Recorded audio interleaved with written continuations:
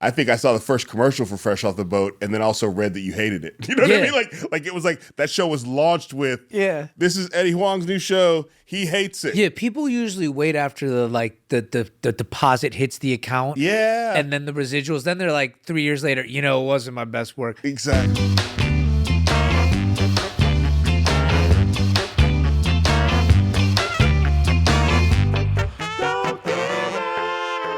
I mean, it's great.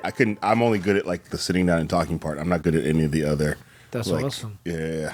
I'm good at that and handing my credit card over to but I'm not good at the, even though sometimes that's painful. But I'm not good at the, whatever Alex is doing over there, I'm not good at. No, I can't do it. Yeah, I can do it. Yeah.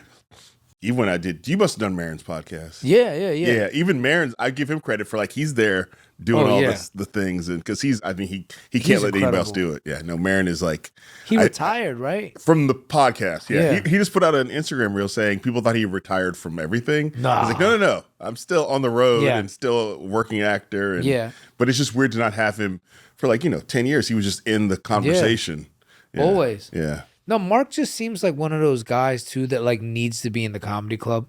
Yeah. Like he needs to be in there. Well, he talked about this a lot, but he could not ever be in a comedy club and just do his shows in like theaters, but he likes the grimy underground heckler. Yeah. People who don't know who he is, that he has to win over or alienate. He likes that aspect of stand-up comedy that I left that behind. Yeah, he's like a purist in a lot of ways. I really fuck with him. I do too, and I've known him. It's just a weird fact. I was the most booked guest on WTF. Oh, word! But it just, I mean, nobody would know that. But like, because I got there early, and he generally interviewed people once. Yeah. So. But I ended up getting on there like 3 times as a legit interview, and then just a couple of other weird, Wow. Because last time he had me on was he called me. I had done my doc on Bill Cosby. Yeah. I was texting him about it, and he was like, because he'd mentioned it on the podcast, he'd interviewed Chris Spencer, and I said, thanks for mentioning it. He's like, hey, you want to come on and talk about it? Of course. And so we were talking about numbers earlier, so that put me up. I love Marc. Marc was one of my favorite podcasters all the time.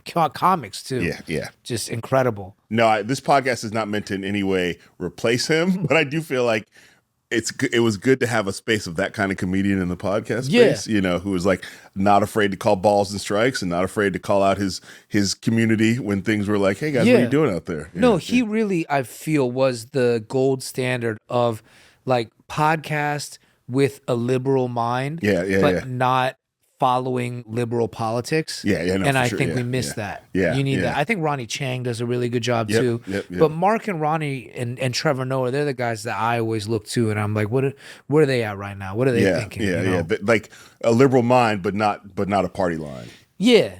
You're not playing the game. You're kind of watching and commenting on it and hoping that the game ends up helping more people than it hurts. And not wanting to be best friends with those in power, even if you agree with them. You don't want to be best friends with the people in power. Yeah, I'm like, all right on that. The correspondence dinner doesn't look like a place I want to be. That don't look fun. From the first moment I heard about it, I was like, and I saw the comedians were hosting. I remember, I think, I never. Even before I was before anybody would want me there, I never wanted to be there. Yeah. And then when I got a little more known, people were like, Kamau Bell show. So I was like, absolutely not. I read Public was like, I don't know if I'm on a list, but I'd like to be taken off the list if I'm on, because there's something about being that close to it that unless you go in there like Colbert did years ago, where he just called George W. Bush out to his face, it always seemed a little bit like, are we a little bit too comfortable here? Yeah. And no, definitely it's like in your 40s, when you look back at your career and stuff, you're able to see things like how you just said, like Marc belongs in a comedy club. Yeah. He enjoys that environment. Like me, when I was in the kitchen when I was young, I was so tired. My feet hurt, back hurt. I had 2 herniated discs. I just wanted to be out. But once I went to Hollywood, I was like, you know what? I actually belong in a kitchen. I feel the best there. That's my environment. Yeah. And like the Hollywood shit really isn't for me. You have been very famous and clear about that. You've been very clear from very early. Yeah. And so first of all, I start out by giving people their flowers. Oh. Because I don't just want to invite anybody to this podcast space. And but also most people I know a little bit, but you, I only know from your work, and a couple times we've connected over the internet somehow. Yeah. But I just appreciate, for good, bad, or indifferent, how clear you are about your life and career. Thanks, man. and about who you're with and who you're not with. The podcast is with me. You're very clear. Thank you. Sometimes you get called out for it, being clear, and you have to, whatever. But it's just you just seem to have a very clear sense of who you are, and you're not going to let, especially as someone who's in Hollywood-ish, you're not going to let Hollywood change that. Yeah, I know who I am. Yeah. I have a strong sense of like morality and justice of my own compass. And it's funny because my wife will meet people that like just begin working with me or like new friends. And they're like, does he really mean what he says? So she's like, yo, if he's saying it, he really means it. Like, you don't have to worry about that dude. You don't have to be like, I wonder what he meant by that. He meant what he said. What's the subtext? There's no subtext. There's not. It's just text. There's not. The worst part for like friends, family, my wife sometimes is like, oh, it was that blunt. Yeah. Like, it was that blunt. Like, I wish you could maybe not say it so directly. Yeah, maybe. Because I mean, one thing I maneuver through a lot of spaces, as I'm sure you do, and I'm sort of known for like, I'll turn it up, I'll turn it down, just sort of because I'm trying to. Also, as a giant black dude, I'm always walking in a room like, is everybody cool? Giant black dude here, everybody cool? So I'm always taking the temperature. Mike would think it's Ben Wallace, you know? Yes. No, yeah, I mean, code switching, I think, is a fact of life for immigrants and anyone who's just different in this country. Like, you have to. But you don't seem to code switch. I'm lucky because I'm a short, fat Chinese dude, so no one's really scared of me. No one's worried about you. No one's worried about it. So you can come in and be loud and whatever you want to say. Because ultimately, whereas sometimes if I'm just standing in the corner being quiet, why is that giant black dude quiet in the corner? It's like that Macintosh knapsack of privilege thing that they had everybody study in college. But I always looked at it like, all right, so I have disadvantages, but how do you play your disadvantages to advantages? And one was just like, no matter what I do, I'm not going to be threatening to people. So I was like, cool. And do you feel like you're not threatening to people? I don't think so, unless you work in the kitchen with me. Okay. I just feel like your pen game is threatening, right? Thank you. The thing you sort of like when you're like, here's what I feel, or here's what I feel, or here's what I feel, Yeah, I definitely, people have come, like old friends, like Tony Bourdain would comment to me like when we would hang out. He's like, "Yo, I don't want it with you, man." Like, yes, Bourdain is saying that. Yeah, that's because people didn't want it with him. Yeah, no, and we really respected each other on that tip. Like we really got along on that. Like, I don't want no smoke with you, brother. Do you ever hear something come out of your mouth or out of your pen and go, "Ooh, I may have over Eddie'd it. That may have been too far." Honestly, no. It is always my wife or editor, Chris Jackson, who is like the famous Chris Jackson. He's the best. Yeah. He's the best. And it's one of the two of them is like, yo, true story. We're gonna give it to you because that the way to get me to like backtrack or just like to not say what's unnecessary is to acknowledge there's truth in it. Okay. Once the truth is acknowledged, I don't need to say it. But yes, it's frequently my wife and Chris Jackson, and I have another really good friend. I'd say he's one of my best friends. Harold Rogers is a novelist. I give Harold everything I read, and he'll be like, you maybe should show it to the person. You should let them see it before you air them out. Yeah, so I show it to people. I always am. I really try to be straightforward. Like, this is what I'm going to say. Yeah, okay. And you also seem to be in this. I know your book is about to come out. Or when does it come out? I'm excited. June 16th. June 16th. So your book, Come Undone, you also seem to be not afraid of entering into new spaces. Like you have chef, writer, writing a memoir. Producing a TV show until you decided that was not the thing for you. Yeah. And now a work of fiction. Yeah. I think I would be afraid to be like, I'm just going to go write a novel that, and I would just be like, that seems like a lot to do, why is it that you weren't afraid, or were you afraid? How'd you navigate that process? So I feel like you will relate to it. And I'm not pandering because you're here, but like I've said this many times to people. The hardest thing I ever did in my life and that I wanted to do was stand-up comedy. No, I understand. Stand-up comedy to me... I don't think that's pandering. I think that's facts. Facts is the illest art form because it's just on your back to entertain a room of people and to like titillate them and very like Socrates, Gadfly of Athens. I think that's extremely dope. You know, like the second thing to me is the novel because it's just writing, it's words on a page. There's no visual. The visual has to be created in the reader's mind. And you have to keep someone engaged for 200, 300, 400 pages. I just think that is an incredible human feat, right? Even as a chef, which I love, I probably enjoy cooking the most because it's so immediate and there's no one else involved. But like, you know, you're being helped by animals, the earth, and like you're using resources and things to create this dish. Like so much work has already been done before you touch it. But with the novel and stand-up comedy, it's just on you to like awaken people and make them curious. So just as a kid, I told myself I would always attempt stand-up comedy and I was gonna try my hand at the novel. And I had no idea if I'd be good. I had made no assumptions. I just knew I wanted to try. Yeah. And so that's been, and since a kid, those two things. It's funny because those are two very different art forms. I would say it's probably a pretty low percentage of stand-up comedians who have written novels, just because one is very immediate response that you sort of go on stage, you say it, people laugh, and you're like, yay. Whereas the novel is like, you know, how long did it take you to write this novel, for example? This one, I started it on a plane coming back from London to New York in 2023. Okay. And I wrote 3 versions of this novel, 3 full different versions of the novel. Wow. And each one was written, the first 2 versions of the novel were written between 2 to 3 weeks. Wow. And then Chris Jackson gives me notes and tears it up and is basically like, this is ass. And then I'd rewrite it and he's like, why'd you rewrite it? I'm like, you said it was ass. He's like, no, there's like a lot of good stuff. I'm like, well, you should say that. You should let me know. So you just went a completely different direction. Yeah. And all 3 times I just threw out the previous novel.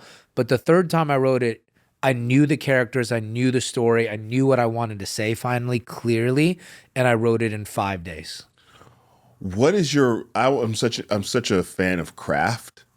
What is, because I think people don't talk about it enough, especially, and it's, you know, what is your process of like 5 days? What do those 5 days look like? Like, what are you staying up late? Are you getting up early? Are you like, everybody be quiet? Are you renting a house in the hills? What is the? Yeah, the visual is mainly my wife just dissatisfied with the lack of childcare help I'm providing. Fair. So that's the image in the house. Okay. So around you, there's lots of, you got a kid and your wife's chasing the kid, a young kid, right? Yeah. 2-year-old. Oh, so wow, that's nothing but chase. So she got a lot of work to do.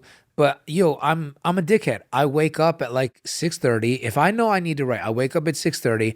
I go poop downstairs in the lobby, then I go straight of your apartment building. Yeah, because if I poop in the apartment, my wife's gonna wake up, the kid's gonna wake up, then I can't get out. Okay. I slip out at 6:30. Nobody knows. I go poop downstairs. I go straight to the conference room office area of where you live. Yeah. Okay, so not in your apartment. No, I can't do it in the apartment anymore. And I just black out for like 8 to 9, 12 hours sometimes. And is lunch ordered? Are you eating? Or is there coffee? What's the beverage of choice? There's definitely coffee and Gatorade. I just coffee, Gatorade, double fisting. There's some type of lunch, dinner, one meal. Okay. I noticed that if I eat too many meals, then I get tired. No, for sure. So it's a one meal thing. Okay. And then I just come home at night and. What time is that? What time are you coming home? I probably check in to eat the meal together around like 5, 6. Okay. And then I'm back out. If possible, back down at if you can't, because once you go home, it's hard to get out again. It's hard to get out. You got to do something. You have to contribute in some way. Yeah, no, for like sure. I gotta either wash dishes, put the kid to bed, or do something nice to do something nice. Get passage out of the apartment you again. need to have contributed to us being a family. Yeah, exactly. It's just like if you make a lot of money in this country, you should pay taxes. So it's like if I got to write for 9 hours, I should contribute something. You decide to marry somebody and have a kid, you should. It's not just about putting the stack of money on the table. No, you have to contribute. Yeah, you gotta contribute. So that's my day, and I try to write it in 5 to 6 days because otherwise my wife will just go to her mother's house. Oh, so the clock is like, I gotta write this so that my wife doesn't start to resent me and this book. Yeah. Okay. Yeah. I mean, some people may listen to this and think this sounds harsh, but as a person who's living a creative life, you have to figure out how to make the especially when you're single, you can just be creative like this for like 6 months at a time. Just staring into the sun, thinking about like, is it to the store or at the store? You know, yeah. Yeah, but as you're talking about craft, it's like when you're single, it's so easy to create. You have all this time. But I actually think the pressure of yo, your ass needs to be at home by this time creates pressure and boundaries to focus. Yeah. And I actually think I make better work. Yeah, I think a lot of creative people feel this way, that some boundaries are helpful. Yeah. That if you, it's like, I think about like SNL all the time. The fact that like we got to do it we have to do it on Saturday. Yeah. So we got to come up with something. Yeah. And I mean, sometimes you're like, and so people are hard on SNL, which I understand. But then it's like, if I see one funny sketch, I'm like, man, they got it. They got it. They got it. Yeah. And it's like, you ever seen this brand Fly by Jing? It's like a Chinese sauce brand. Oh, yes. Yeah. So Jing, she had a Chinese sauce brand, but she now is an astrologer too. So I got an astrology reading, and it was like, your relationship with your wife is going to create structure and boundaries in your work. I'm like, absolutely has. Yeah. And they're like, she's also the source. And I'm like, that's also true. It's made it harder, but better. Yeah. Yeah. So the character of your novel, Hubie, seems to be in some way based on you. Yeah, autofictional. I would say it's auto. No, yeah, for sure. I would say it's autofictional. I didn't want you to be like, what? Nah. Why'd you get that? I mean, he's like a guy, TV experience, travel show, chef, dickhead. Fair. Yes. Dickhead. Yeah. Rough around the edges. Yeah.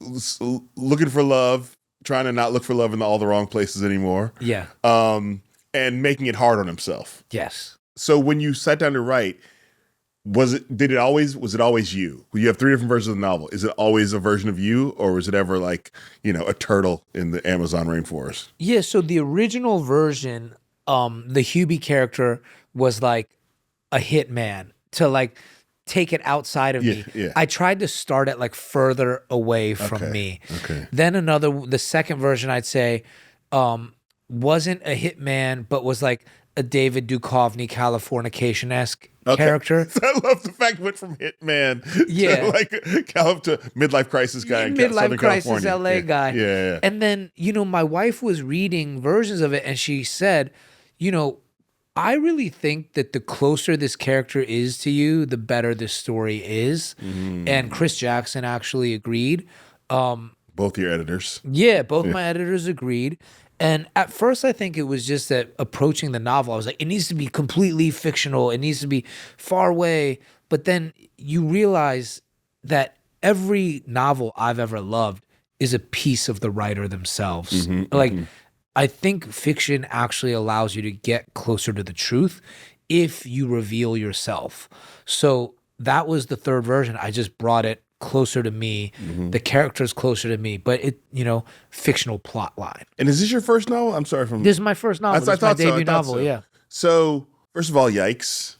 you know what I mean? Just like, hey, everybody, I think I wrote a novel. Yeah. Here it is. Yeah. Here it is. Press, literary press, who's not known for being gentle, and also to outsiders or somebody who's perceived as outside. Also, they may have opinions about you already. Yes. Are you scared? Are you nervous? I mean, you don't seem to give a shit. Is it? I'm kind of like nonplussed about it, and also because like they give the advances to Goodreads people. Like, look, before anyone read it, I was like, I think it's good. Okay. But I've thought that way about everything, and I have been blindsided at times. Like, no, we all get blindsided. I maybe didn't pay attention to that.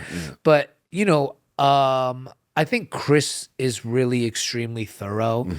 Again, so is my wife, and since they've been in my life, since the two of them have been in my life, I do feel like they point out a lot of my blind spots. So when the triumvirate feels good, I don't worry. Okay. And I've seen some initial reviews from like Goodreads readers, and they are kind of nasty, but I'm like, you know what? I can live with that criticism.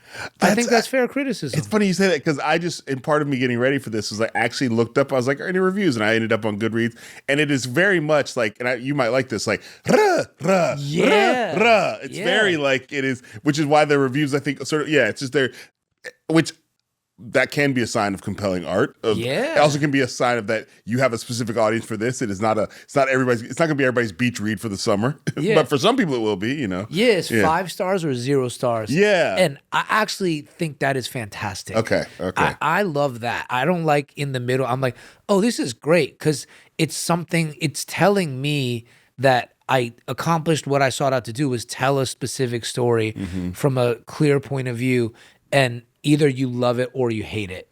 And so strong feeling is proof that you did the job. Yeah, I think strong hate, strong love. Yeah, truth is hard to deal with. And I think at the core of whether it's comedy or writing or any art is like you're just trying to bring people closer to the truth through an exercise. And when things are really truthful, it's like, you could repel it, or you could be like, Yeah. And so Are there moments in the book as a writer that because I, again, have not written a novel, but I write a lot. I write a weekly newsletter, a weekly-ish newsletter. And there's sometimes as a writer, you write something and go, man, look what I just, like, there are moments that are surprising that you're like, that the act of writing a novel revealed things about your creative process or yourself. Yes, there's multiple times I will just write kind of stream of consciousness. I'm a bit of stream of consciousness guy.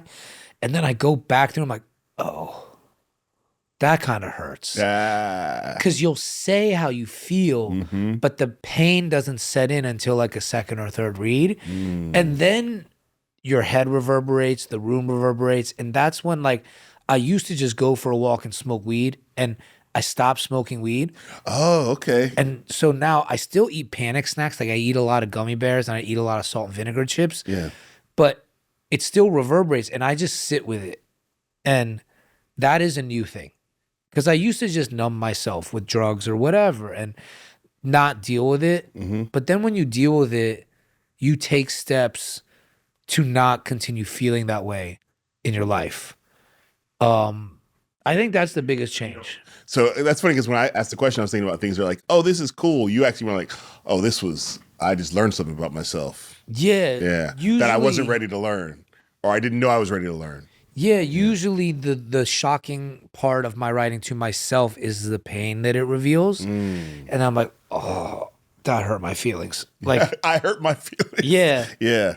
And like, because I think my normal mode of operation is like, it's fine. Don't get worked up. Like, there's enough people that have complaints about me, verbally making complaints, that I'm like not trying to send myself into a spiral. But now I do hear myself a lot more, and that's what the writing has been helpful for.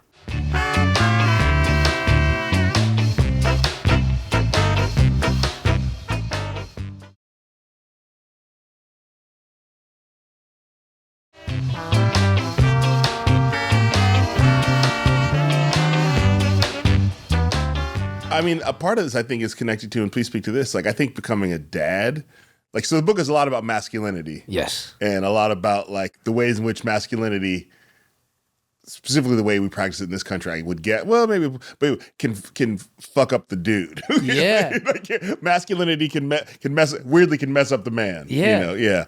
But also, once you, like, I feel like for me, once I became a dad, like, also becoming a dad opens you up to feeling differently about your most toxic traits. You know what I mean? Yes. Yeah. Like, I can't, Yeah. Hopefully.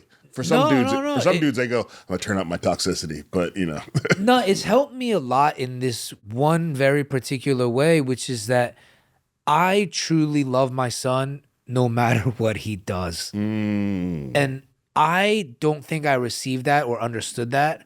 I do think that every parent loves their kid no matter what, whether they can say it or express it or not. That's a bold statement, but I'm going to let you state it. Yeah. Like, look, I'm not on great terms with my parents, but I do believe the truth is that they love me, even though they cannot conform their actions to be productive in my life, and like, so that we can be happy. Like, I'm more unhappy with my parents in my life, unfortunately. Yeah. It sucks. Yeah. But I really do believe they love me. With my son, I was just like, I don't want to ruin this, because it's undoubted I love you. Yeah. It's unconditional. So I'm not going to put any conditions on this. And I think that has enabled me to love myself. which is real crazy. That's real great. And yet, I as a dad, I can say that's what happens. You just go like, man, I need to do this. The way I feel about this child or these children, depending on how many you have, has taught me about how to feel better about how to feel about myself, and it also creates a thing that puts a battery in your back, which is not any different for you. You're like, I need to crank this book out. Yeah, it's also part of like I need to. This book is a way to sort of to show you more love. Yeah, because we will take care of you. You know. Yeah, and like when he was born, I didn't want to let my son down. I don't want to let my wife down. Yeah. But once you understand that love, like now when people are disappointed in me, I'm like, that's fair. But also my world is not falling and crumbling because I know you still love me. Yeah. And I still love you. And I hope we can all understand that. Yeah. Like we all fuck up. We all make mistakes. Yeah. But in the old me used to feel like to be loved, I had to do these things and be this person. Mm-hmm. And I've let go of that. That's big. That's big. I mean, it's so interesting to think about the book helping you sort of connect to those ideas. You brought his name up a couple times, and I didn't think we would talk about him, but I don't know him. I just know the legend of Chris Jackson. Yeah. So, because he's known in the industry. Yes. Can you talk about, just spare some words for Chris Jackson, like what he means and who he is to people who are like, why do they keep saying Chris Jackson? Amazing. I would highly recommend anyone who's interested in like publishing or literature, writing, to go Google the New York Times profile of Chris Jackson. It's really incredible. It's one of my favorite profiles ever. But Chris Jackson is, I would say, the foremost liberal editor in publishing. He may not like that label. You know, like some people try to be even more myopic and say like he is the foremost Black publisher, editor in publishing. But I really do think that Chris is just like, if you are a progressive writer and you're challenging the system and you want to like throw rocks at Babylon, he is your editor. He is your publisher. And if you're doing it by speaking truth to power, he is the greatest editor you could possibly work with. I think, you know, Ta-Nehisi Coates, Between the World and Me, Chris edited that book. He's been Ta-Nehisi's editor since the beginning. I think Ta-Nehisi is the great mountain at One World Books, you know, that all of us admire. But, you know, he also has writers that I really love, like M.K. Asante, that wrote Buck. And, you know, Chris also published the Fat Joe memoir, the Prince memoir. Yeah. You know, he edited Fresh Off the Boat and published it. So, you know, I just think that Chris has had this talent and this ability to find voices over the last 20 years speaking truth to power, trying to dismantle the system. And I mean, the man has committed his life to it. And, you know, I just think he's the best. Yeah. You know? Yeah. Like Ta-Nehisi came to the restaurant a couple weeks ago and we were both talking to him. Like, he's the best, but like, does he have to be that nasty in the margins? So it's also like that. And yeah, I thought he just really like was like that with me because like I'm slightly unprofessional. Yeah. But like he does it to Ta-Nehisi too. And I was like, oh, word, I'm glad he's coming at you sideways too. And he's like, bro, he talking sideways all the time. That's funny because people have obviously, understandably, Ta-Nehisi on like this upper deck, this high shelf of like, and I think there's a guy being like, this is some bull. Yeah. That he's got an editor who will be mean to him. Yeah, and it's great because Chris will just step to anybody, and I think Chris just deep down, he will never ever admit this. I think Chris deep down knows he is probably the smartest person in any room he walks in. Yes. You know? Yeah. He's so smart that he won't write a book himself. He's like, who will edit me? Yeah. How can you edit God? Yeah, like I hope that Chris is caught slipping at some point in his life and tries to write a book. I would love that. I would love nothing more than to be like, oh, let's see this advanced copy. You'd be on Goodreads? I'd be on Goodreads crazy. You know, like chapter 3 wasn't as propulsive as it could have been. I would be a pig in shit if he ever wrote a book. That's funny. Yeah. So I think most people who aren't in books don't understand the difference between a good editor and a bad editor, and how. Can you talk about like with this book with Come Undone, like what are ways in which you felt like Chris really helped you sort of like get this to the place it needed to be? Okay, so the crazy part is this book began as another book literally 10 years ago. Oh, wow. Okay, it goes further. I delivered multiple versions of a book. It just didn't work. I waited and waited, and the themes are still the same as they were in that original book. Meeting my wife and breaking up with my parents became the two catalytic events that allowed me to finally like write about this thing that I don't even think I understood when I first attempted it 10 years ago. I just knew there was a hole in my heart. I knew that I was really, really handicapped in relationships. And I wanted nothing more than to like meet the love of my life and be a good partner and do intimacy. But I had no idea how. And I didn't know why I was so incapacitated. Then I came to realize, I think deep down I knew why I was incapacitated the whole time. It's obviously a relationship with like my mother and my father that I had never really fixed or worked on enough to like heal myself. And my wife was the catalyst for doing the work because she was not going to be in a relationship with a piece of shit. Fair. It's just a fair choice. That was it. She was not going to accept a lesser version of me. And she has just been this like constant guiding force in my life of like, I refuse to allow you to be emotionally unavailable. I refuse to allow you to be emotionally unavailable. Yeah. Now, why was your wife, there's a version of your wife that's like, if you're emotionally unavailable 3 times and like I'm out. Yeah. What kept your wife working on you? Oh, because she's my twin. Oh, okay. She's emotionally unavailable too. Oh, okay. Oh, fair. So game recognizes game. Yeah. And that's what the book is about. I ended up fictionalizing our relationship in that like 2 extremely emotionally unavailable people meet each other. And now what do you do when it's spy versus spy? And that to me is the core of the book. Okay. So I ask because I feel this pressure all the time. So you have your first novel, you are a known person. I'm sure, Chris Jackson, major editor put together. Do you feel the commercial pressure? Oh, nah. Okay. You know why? And here's the thing. Because I sold the next book to Chris before this comes out. That's what you got to do. Yeah. You got to sell it. You got to keep one in the, I got one in the chamber. Yeah, and I love Chris, but like we do sit at opposite sides of the table when it comes to the business side. So I got to wait till Chris is hype off the book and before it comes out, I'm like, yo, I'm going to sell you the next one. Is it a novel or is it? It's back to nonfiction. Okay. Yeah, because Chris is willing to pay me more for nonfiction. The novel was, and also he had to wait 10 years for this book. No, yeah, so, he's like, we got to keep the trains running on time. Yeah. Now that we got the fire started again, could we just throw a couple logs on this thing? So no, there's a book. So you're not gonna be a guy who's like New York Times section. See if I'm making the list and all that kind of stuff. I would like to make the list. I definitely care.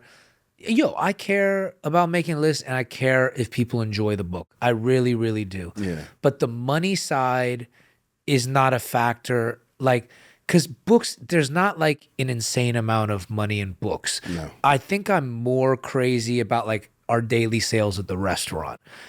I watch the Toast app all night in bed with my wife. Really? Yeah, I'd be looking at checks and sales. Because that's I didn't even know they had that back end on the Toast app. You can see what's going on. Yeah, you could see every check, every order. Wow. But with the book, to me, there's like a sanctity to the writing. I just really enjoy it. It is the thing that I love to do. Nice. So and currently I say it's 3. I have 3 kids, so I have 9 jobs, and you seem to be in a similar position where it's like, it's, some people might just have a restaurant, some people might just be a writer. But you're out here doing all these things. Oh, we both Jamaican Chinese, I got 75 jobs and kids. Yeah, because you don't know what's going to happen with all these other jobs. So that job goes away. I got 3 stores in the trunk of my car. One thing I read about the book in the lead up is that you feel like this book in some ways helps tell a story you weren't able to through fresh off the boat. Yeah. Yes. Very, very famously. I mean, I think I saw the first commercial for Fresh Off the Boat and then also read that you hated it. You know what I mean? Like it was like that show was launched with, this is Eddie Huang's new show. He hates it. You know? Watch this Wednesday at 8:00. Yeah. Eddie's not going to be watching. Yeah. That whole, and I have been in positions and I've been pretty open about it. Not to that extent. I haven't had it like that where the projects I worked on, I've then later told people that sucked. But you were telling people in real time Yeah. this sucks. Yeah, people usually wait after the deposit hits the account. Yeah. And then the residuals. Then they're like 3 years later, it wasn't my best work. Exactly. But I just was like, look, that show, I felt like I needed to say something.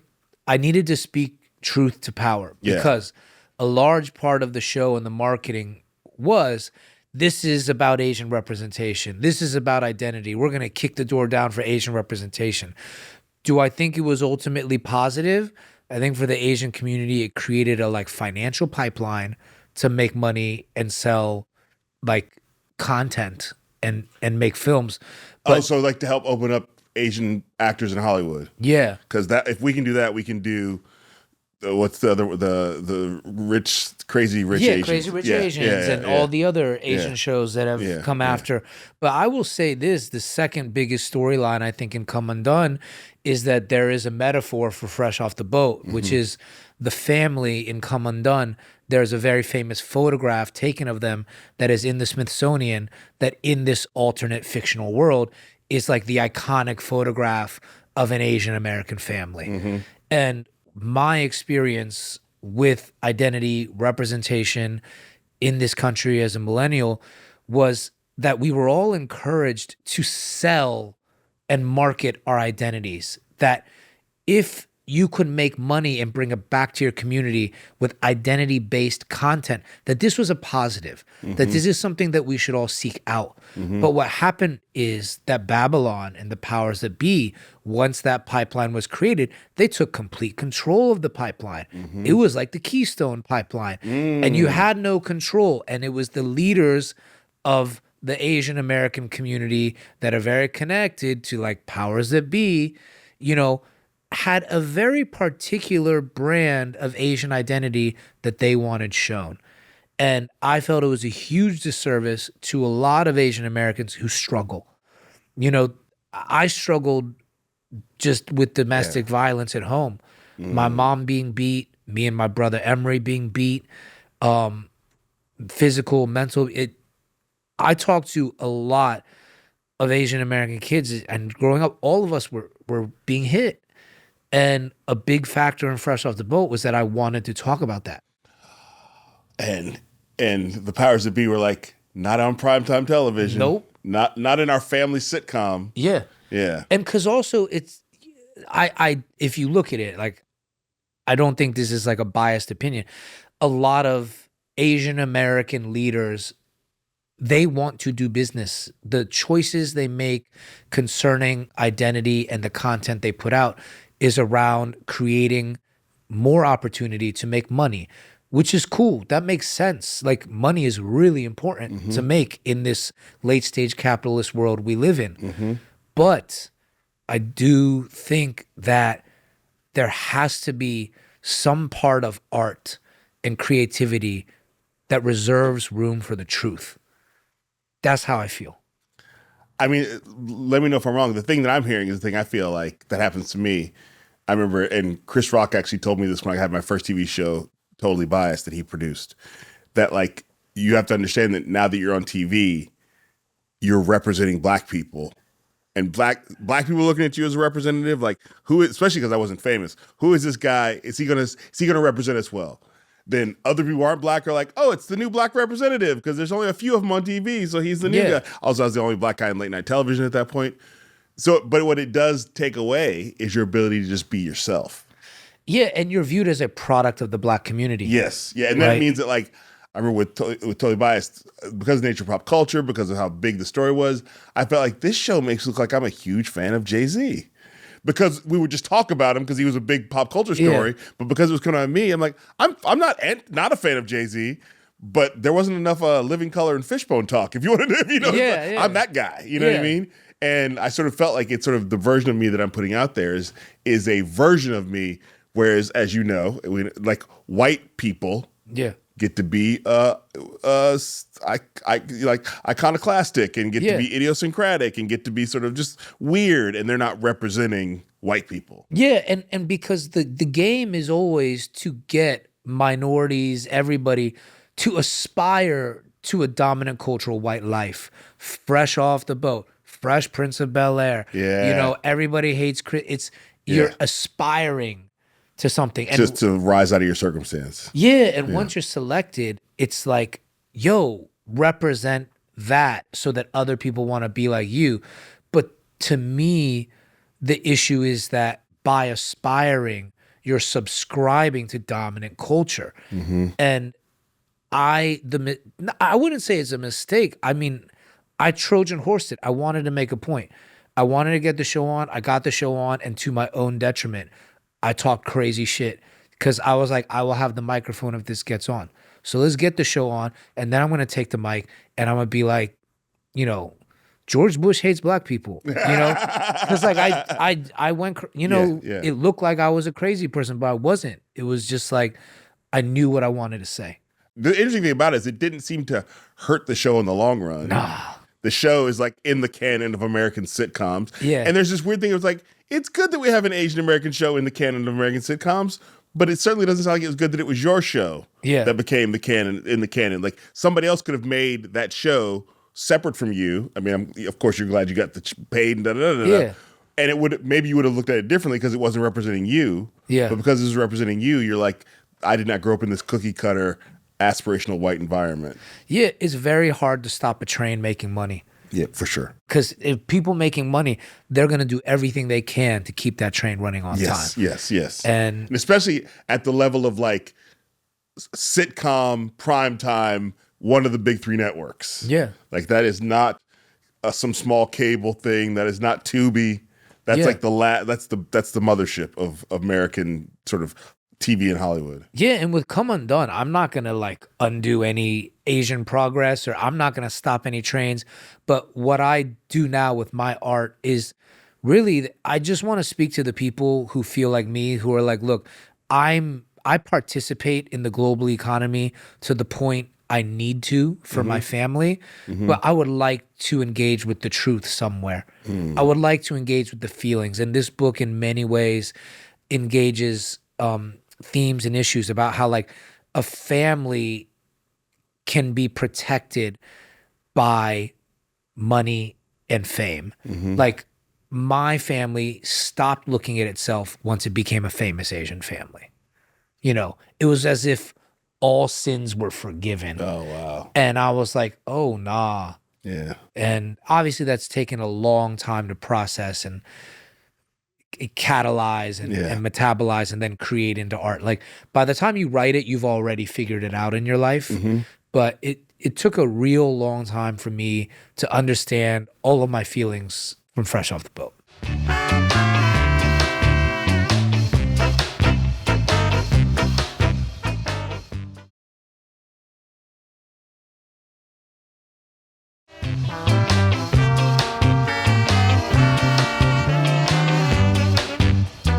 I know Randall a little bit. Yeah. Randall Park. Like we met back when he was like, when everybody's like, that guy's super funny. He should be more successful. Like Randall was that guy. Yeah. That guy's gonna make it. We don't know how. Yeah. And you know, and fresh off the boat. He made it. He made it. And couldn't happen to a nicer guy. If you run into is there friction with those people? Is there No.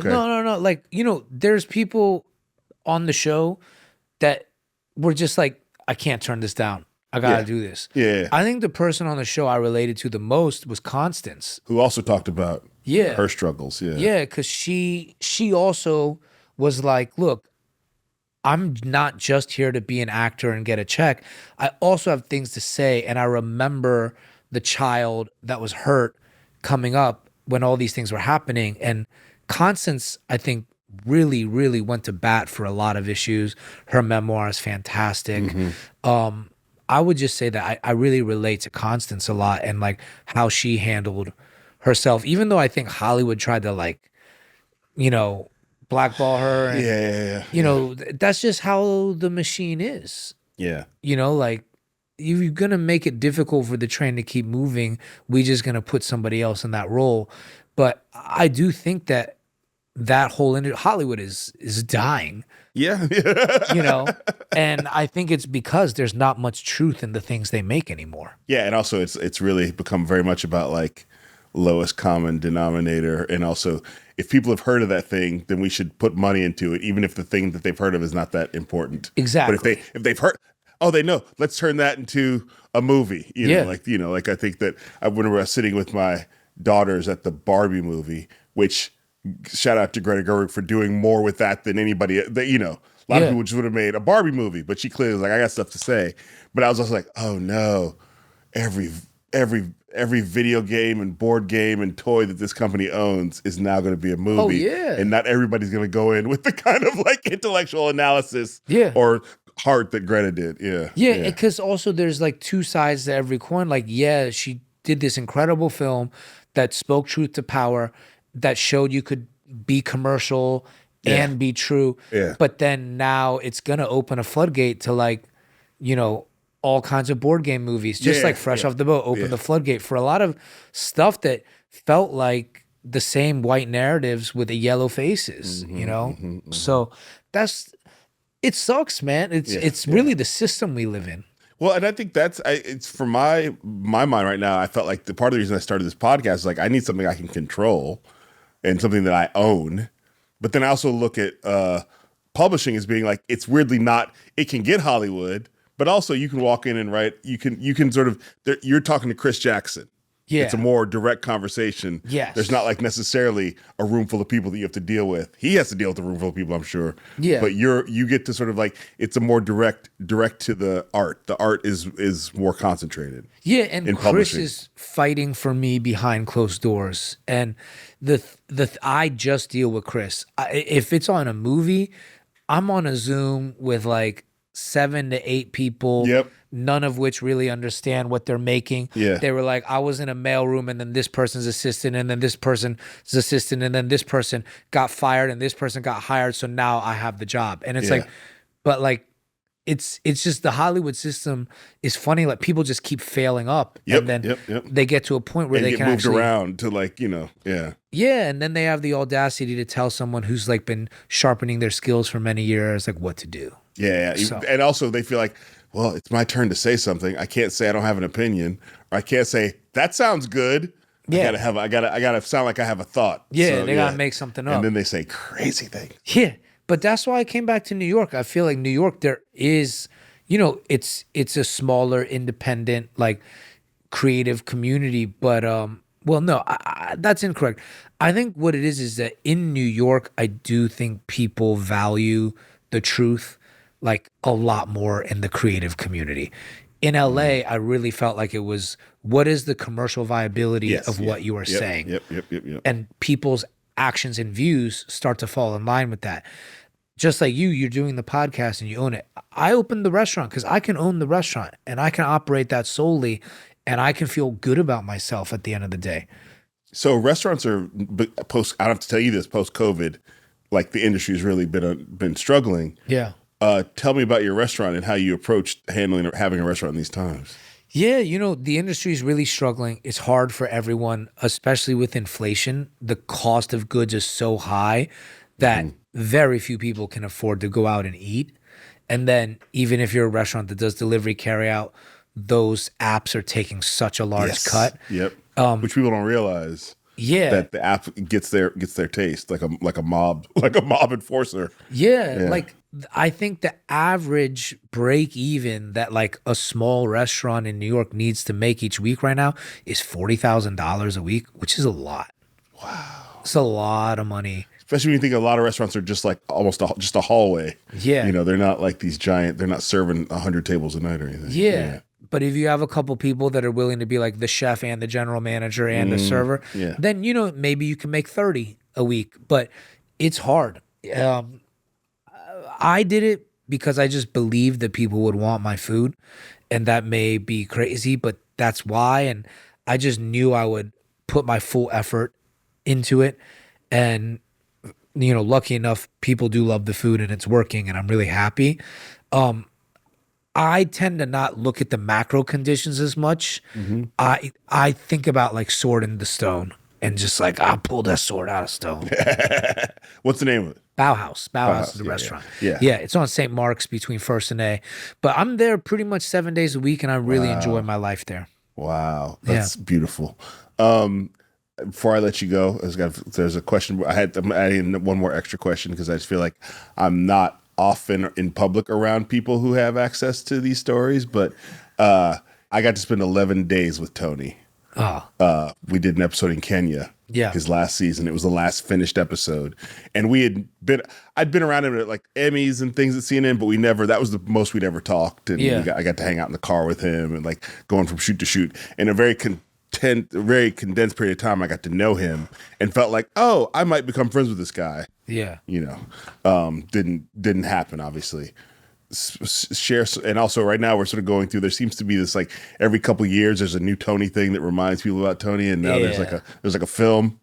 I don't know if you're involved in it or not, but no. I'm sort of preparing for the a lot more Anthony Bourdain talk to happen in the world, and sometimes that ends up being with me, even though I was not a close friend of his, but I was a known person because of CNN.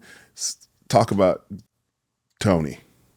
Well, oddly enough, when I started cooking again last summer, I just wanted to talk to the dude, so I started to rewatch No Reservations again. And Tony to me was really like an uncle figure in my life. I would call him Uncle Tone, like he really looked out for me, and like I was lucky enough that when we hung out, he would make it like an intense one-on-one hang. I'd hang out with him at events or with other chefs, and like, I was on, I've done the shows with him and stuff. Yeah. But that to me wasn't like the Tony I remember or I go to. Is, we had we would just hang for a few hours and really just complain. Like the thing the two of us had in common was really that we were really dissatisfied with like injustice in the world, and saw clearly like right and wrong, and could not understand why the world was not shaping itself around morality. But then when you pull yourself out of that two-man conversation, it's foolish. Yeah. It's foolish. And I think we both really struggled with the fact that we felt we held ourselves to high standards from a moral perspective as men. And why isn't the world around us doing that? And I mean, Tony passing completely changed my life in so many ways that anyone who knows me and knows him, reads Come Undone, you'll know, you'll see. Like, yeah, there's one character, one mention, and like it completely changed the direction of my life, because we were both doing food shows and travel shows, and we would joke about how it would wear on us. We would joke about how it was depressing. And he would say to me all the time, I'm just an old whore, man. They're just sending me back out there. I'm an old whore. Yeah. And I felt similar ways, even though I was young, because on these shows, you're being asked to be like, try this food and go here. Yo, this is an awesome place to visit. You got to come. But I will tell you, 95% of the places you go are really sad.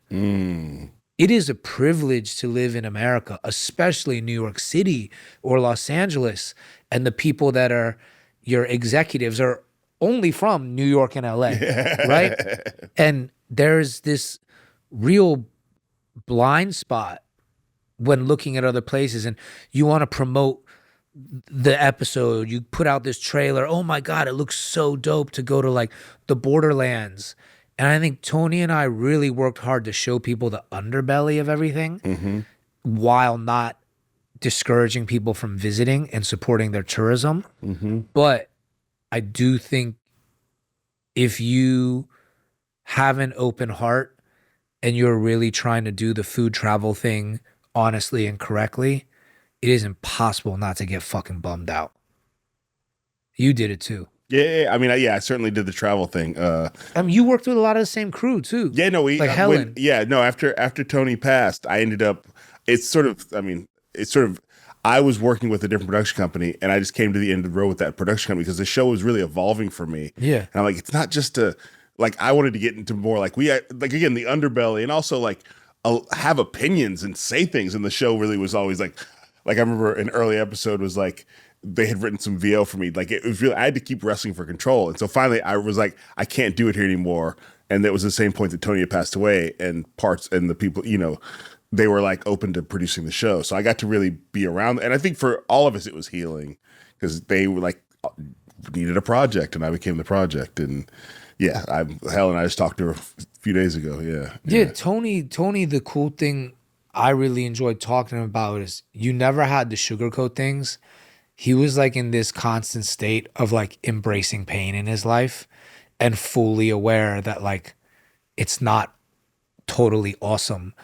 And yeah, I would get the note a lot when doing Wong's World or any show. There was always an executive, and their job literally was to come to me like, do you think we could get a happy ending? Do you think we could get a happy ending? Yeah, no, I remember. And of course, I would go to like the most low level, like, oh yeah, like I'll give you a happy ending. But no, like I was just like, honestly, I would say the majority of this world doesn't get a happy ending. Yes. Most people do not. So why do we keep reflecting this like aspirational life dream back to them that they will never experience or attain? And that to me made me really fucking sad. And to be honest, the people who loved your show and loved Tony's show didn't actually want that. They weren't watching it. They weren't watching the same way. Like, I'm traveling around the world to show you this hotel and this. They actually wanted some. I feel with United Shades, I got tired of every week the monologue that said what I had learned that week, because I'm like, it's the same thing.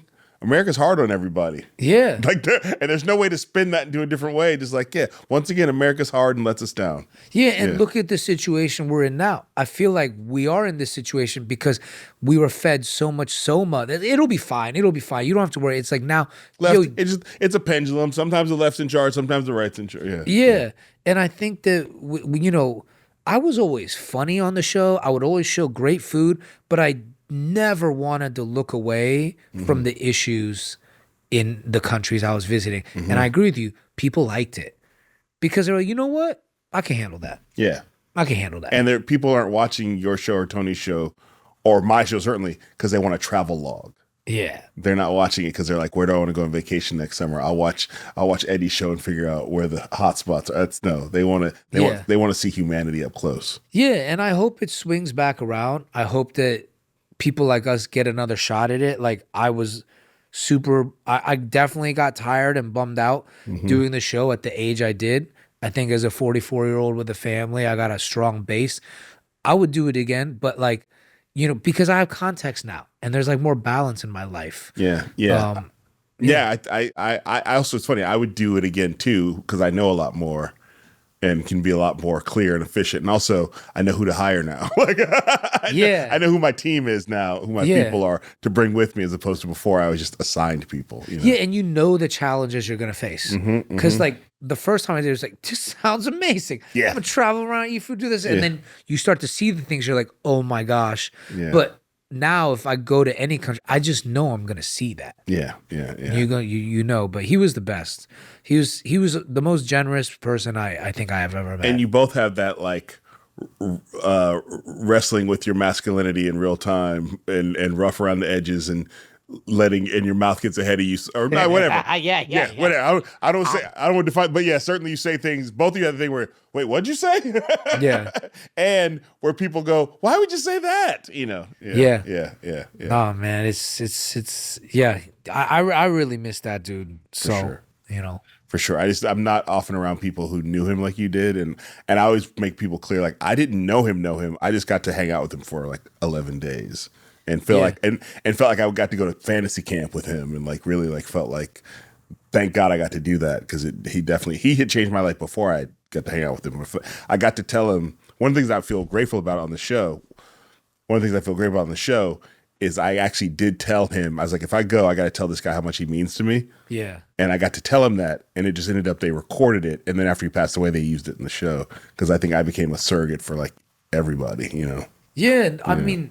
Look, he has guys he hung out with all the time, like, yeah. I wasn't like hanging out with Tony every week, but I had, 5, 6, 7 really just like intense, like hangs, multiple hours, just like complaining about shit.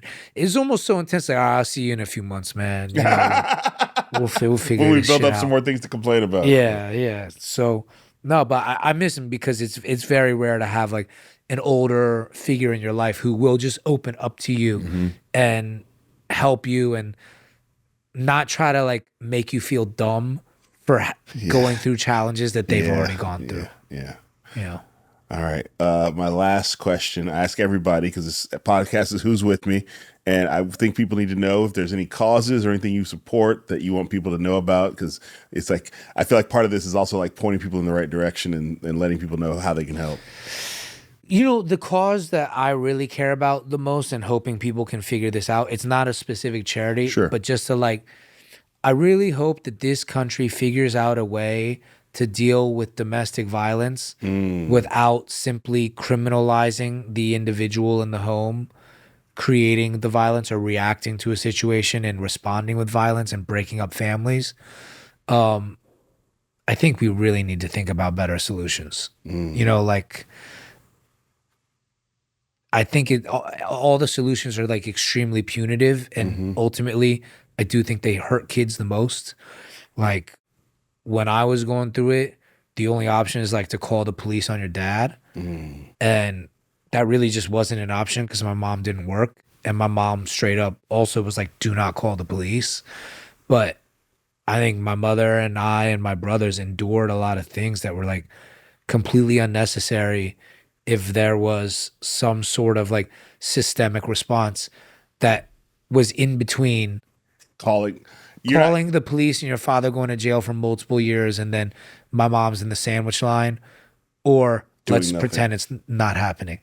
It's this what this makes you think about. In Oakland, there's a hotline that was started by a friend of mine, Kat Brooks, who is a police abolitionist, like full stop.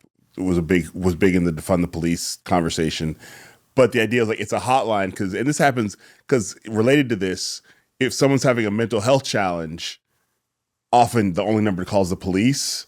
And if you're a person of color, if you're black, you might end up dead because the police don't know how to deal with somebody having a mental health challenge other than to murder them, you know? Yeah. So it's happened many times that like people call the police because they just don't know who to call. So you call 911 because it's supposed to be I'm having an emergency, and then someone with a gun shows up. Yeah. And then the person you were like, no, it was my cousin, my brother, my son, and now he's dead. And the police think, well, that's what we do. So there's a hotline that was started in the Bay Area you can call a hotline that somebody will come to help.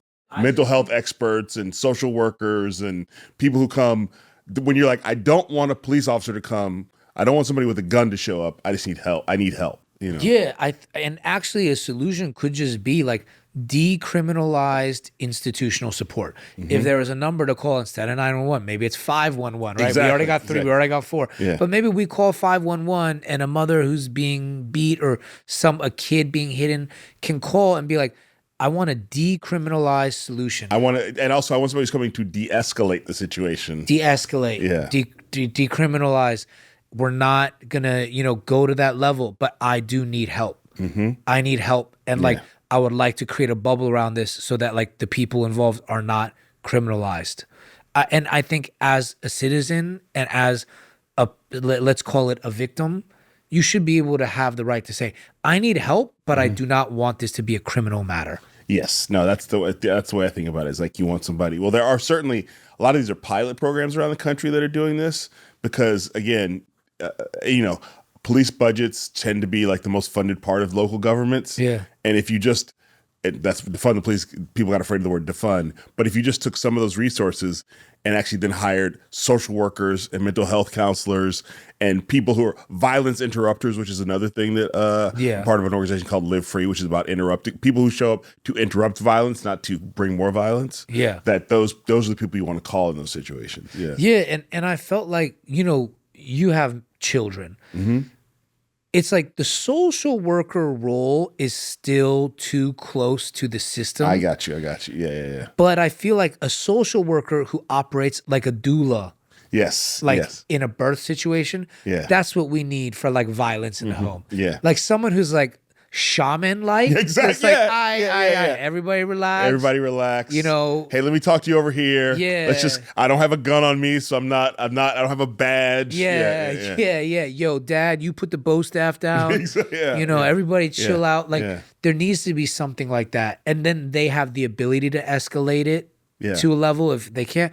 But I hope somebody smarter than us can figure this out. Well, I certainly know people who are smarter than us who are working on it, but I think the fact you're talking about it, this is ideas get socialized, and people are listening right now who have like never thought of these things. Yeah. And I'm sure at first they heard like, what do you mean don't call the cops with domestic violence happens? Yeah. But you're saying because there's a family involved, and also, as I know, cops escalate situations that need to be de-escalated. Yeah. Yeah, when the cops got called to my house, I was like, fuck, now I gotta lie to this guy and get them out of here because like they're not gonna help. I'm gonna end up in a foster home. Well, it's like that that expression, if you only have a hammer, then everything looks like a nail. It's the cop thing with the escalating situations. Yeah. Yo, I love this conversation. Thank you, brother. Thank you. And last question, podcast, who's with me? Are you with me? I'm with you, bro. All right, I'm with you, bro, man. Yeah, this is the first time we've ever talked, so this could have worked out differently, but I appreciate you. No, I love it, bro. Thank Congrats you, on this. Congrats. Thank you. This is dope. Thank you for tuning in to this week's episode of Who's With Me with my guest, Eddie Huang. Again, get his book, Come Undone, anywhere where books are sold, but I would say go to bookshop.org. They are a website, in case you don't know about them, that you can order the book from the website, but it also supports independent bookstores around the country. I think you can even pick the one you want to support, the independent bookstore you want to support. It's a way to get your books online, but also support brick and mortar independent bookstores. We talked about MH1. Again, that is based in Oakland. You can go to antipoliceterrorproject.org to check them out. They're also connected with people around the country, so I'm sure they could also recommend other things. And also we talked about Live Free, which is livefreeusa.org. Again, violence interruption, ending gun violence, ending mass incarceration. I'm on the board of directors of that. I'm friends with Kat Brooks at Anti-Police Terror Project. Please spread the word. And also, like I said, these organizations definitely exist around the country. Please put the ones you know about so we can spread the word of the good things going on. This episode of Who's With Me, as all episodes of Who With Me, are hosted by Pushkin Industries and produced by Rappergrin Productions. Also produced by my company, Who Knows Best Productions, which is right here. Again, check out my stand-up dates coming up soon. Follow me on Substack. Shout out to Chris Dowd from Legendary Fishbone for the theme song. And also, this week, do something good for yourself. Do something good for your community. Do something good for the world. And let me know in the comments what those things were. It's important. We got to stick together these days. There's a lot going on. Next week, my guest is Leslie Jones, comedian Leslie Jones. It's a rollicking one. It's basically me on Leslie Jones' podcast next week. Check it out.